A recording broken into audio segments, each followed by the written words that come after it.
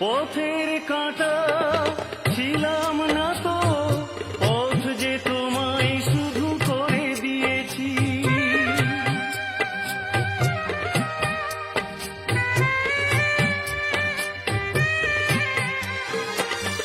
নিজের কথায় আমি ভাবিনি কিছুই, তুমি যাতে সুখী হও তাই চেয়েছি।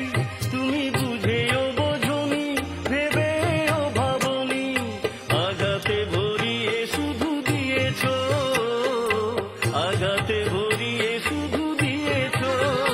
তবু আজ আমি পর হয়ে গেছি।